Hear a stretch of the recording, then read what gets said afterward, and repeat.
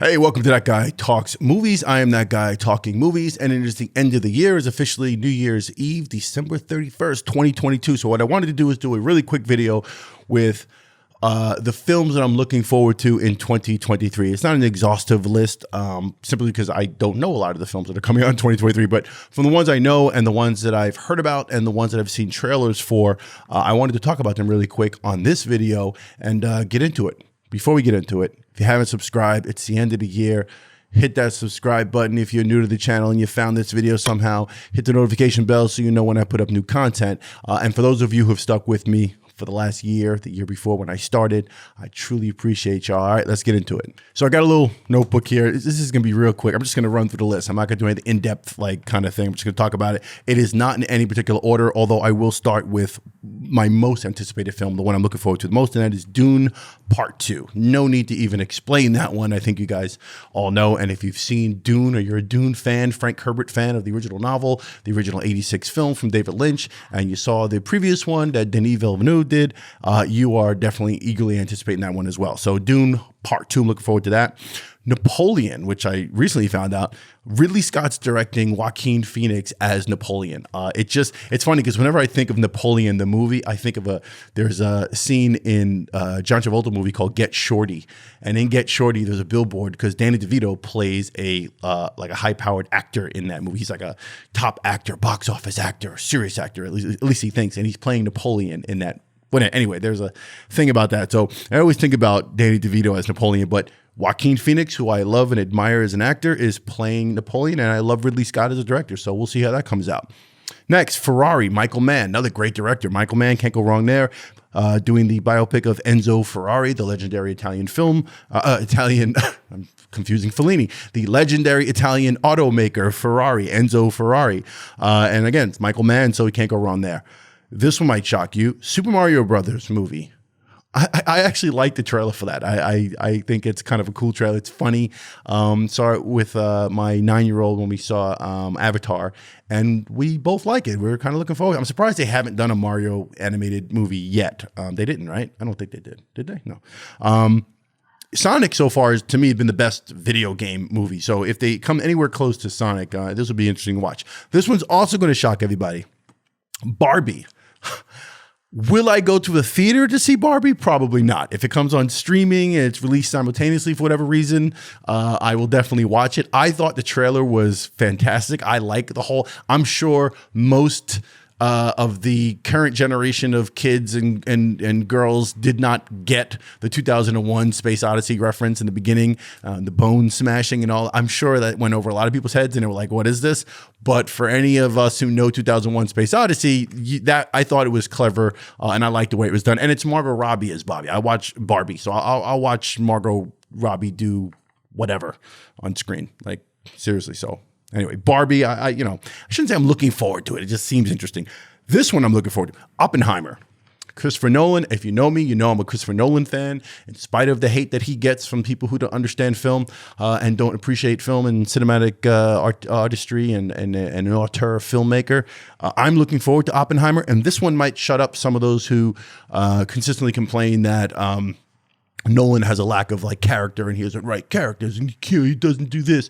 Like, this is J. Robert Oppenheimer, the father of the atomic bomb. So there's a story here. It's not a Nolan-esque written sort of odd psychological kind of thing going on here. So hopefully we'll see, but I am looking forward to that.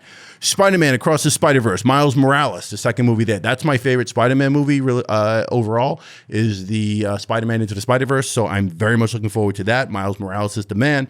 Mission Impossible Dead Reckoning Part 1. Christopher McQuarrie, Tom Cruise teaming up again. The Mission Impossible movies have done nothing but kick ass ever since Part 4 or 5. Like, they've done nothing but kick ass. Well, the first one was my favorite, Brian De Palma of all time. That's my favorite one.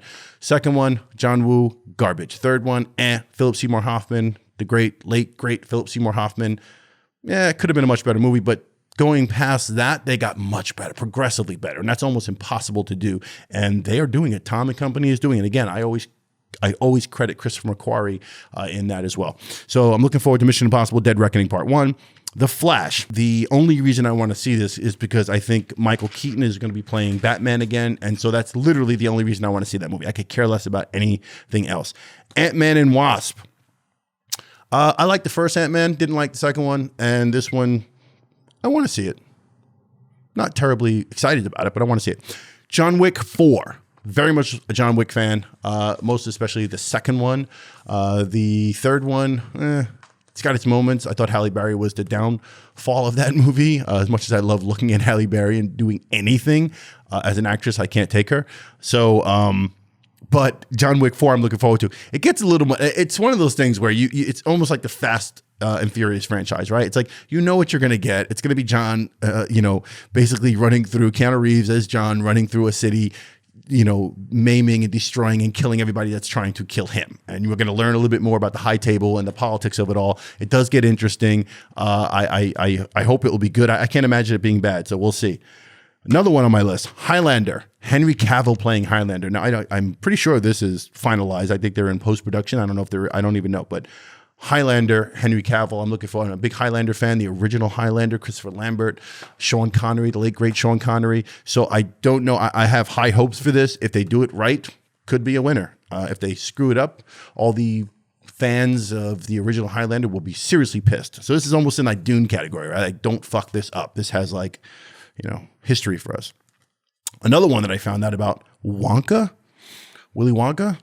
Timothy Chalamet is playing Wonka, and this is a story of how he meets the Oompa Loompas or something like that. I don't know. That sounds pretty silly to me. I don't know. I actually liked Johnny Depp as crazy and eccentric as he made that character, and as dark as that particular one. But I believe that the original Roald Dahl, the story of Wonka was darker anyway than the one we got years ago in the 70s with Gene Wilder. So the Tim Burton Johnny Depp one was truer to the novel, I believe.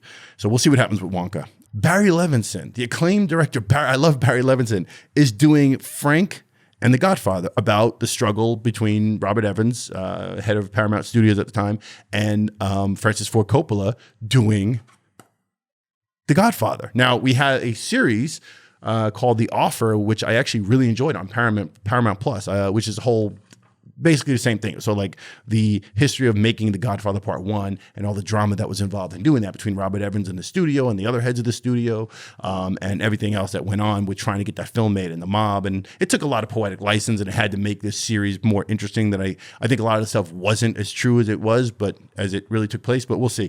But yeah, Francis and The Godfather, Barry Levinson, we'll see. Jake Gyllenhaal is playing it, and Oscar Isaac. I'm assuming he's playing Francis Ford Coppola, but we'll see. And in Charlize Theron news, we've got Atomic Blonde 2 coming out and The Old Guard Part 2. The Old Guard, I was about. I could watch Charlize Theron do anything, and I think that movie just lacked some depth when it came to the characters and the history of those particular characters. Atomic Blonde, the first one I freaking love, so I'm looking forward to the second one. And again, it's Charlize Theron, so can't possibly go wrong. That's it. That's my list. I'm sure there's some that I missed. Let me know in the comments below the movies you're looking forward to in 2023. Let me know what I missed. I love movies. I hope you love movies as much as I do. I love talking about movies. 2022 was a decent year for movies. I don't think anything particularly stellar other than Dune. There's a couple. The Batman wasn't terrible. If you look at my original review on Batman, I wasn't very pleased with it, but I think I'm warming up to it. But anyway, that is it for the last episode of That Guy Talks Movies in 2022. I'm looking forward to 2023. I'm looking forward to the excitement of the movies, movie trailers, that feeling you get when you sit down and the lights go down and they finish all the advertising for Coke and popcorn and all that stuff, and they tell you to silence your phone, right? Once they get through all that, right, it's that anticipation of the movies and just, talking about it with friends and coming out of there with a certain feeling. That's why we love movies. Even being home and streaming and just putting it on for the first time and seeing something, and even grabbing old movies, something you've never seen before. I have been going through Criterion channel and just grabbing old movies. I watched The Postman Always Rings twice recently. Oh my God, Lana Turner, good Lord. Watching Betty Davis movies, watching old, just a lot of things. Tarantino's put me on to a couple of films because he has his podcast, Video Archive. So discussing a few films that are like favorites of him. And then also his book, Cinema Speculation. He talked about certain films that were inspirational to him. A movie called Joe. I watched The Wild Bunch. I'm just catching up on things that perhaps I never saw. Now, the thing about that is, and I used to mention this in all of my videos before closing, is that if you've never seen a movie before, even if it came out in 1939, 1950, or 1986, if you've never seen it, it's a brand new movie for you, and you're going to enjoy it as if it just came out, right? Think about that. So I say Happy New Year to everyone. I wish everyone safe, a happy one, much peace, power, and prosperity in the new year. And thank you for sticking with me on this channel. Thank you for your comments. Thank you for the love. Thank you for the hate. I don't care. We're all one thing here. We all have different opinions. That's fine. We can express ourselves. So go ahead again in the comments. Let me know what you think of 2023 and what's to come. Let me know your favorite films of 2022. And I can keep talking and keep talking. But again, wishing you much love, many thanks, most appreciation. Happy New Year. Have a good one. I will see you in 2023 on That Guy Talks Movies.